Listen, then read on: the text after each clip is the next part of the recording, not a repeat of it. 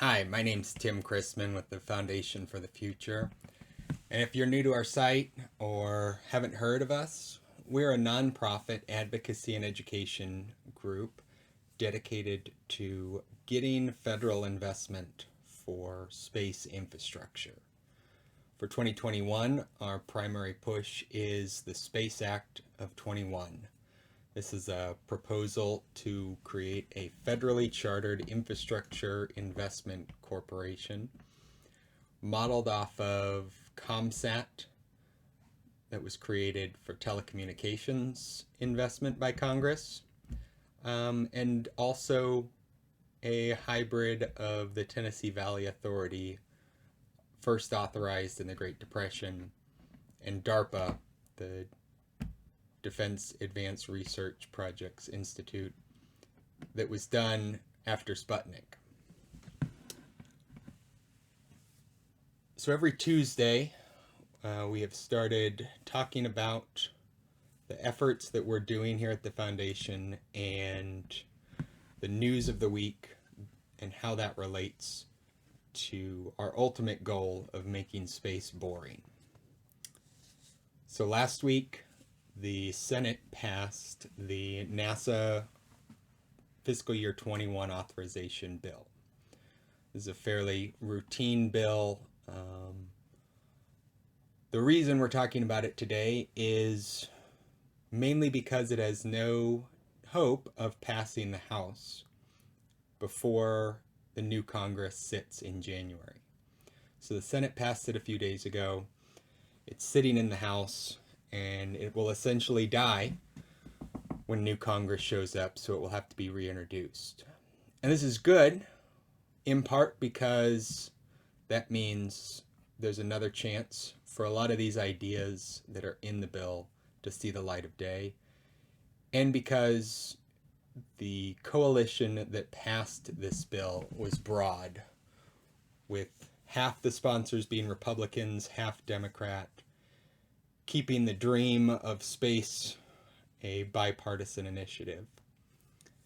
The three most exciting pieces of this bill from our vantage point here at the Foundation is that it starts out by saying that it shall be the policy of the U.S. to maintain a human presence in low Earth orbit and beyond. And to do that, the U.S. will extend the life of the International Space Station.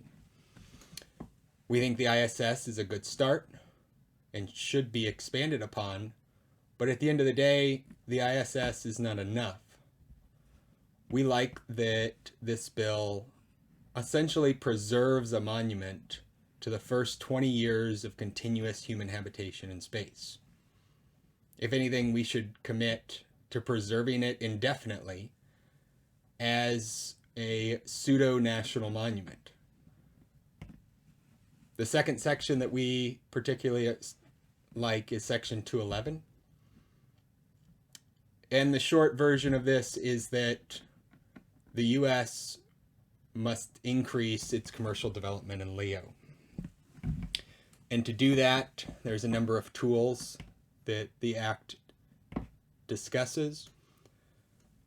The most important of which is the Space Exploration Fund, where royalties from renting out the ISS are reinvested into an investment fund for NASA to use in commercial space projects in LEO and beyond. We think this is a fantastic example of how the government can underwrite early risk in space, use a fee-based model to fund and leverage future risky investments that the private sector may be unwilling to do. And we look forward to working with the four sponsors and co-sponsors from this bill over the next few months as they continue their work to authorize funding for NASA, and also as we look to get the Space Act of 21 passed. Thank you for your time. I'll see you next Tuesday.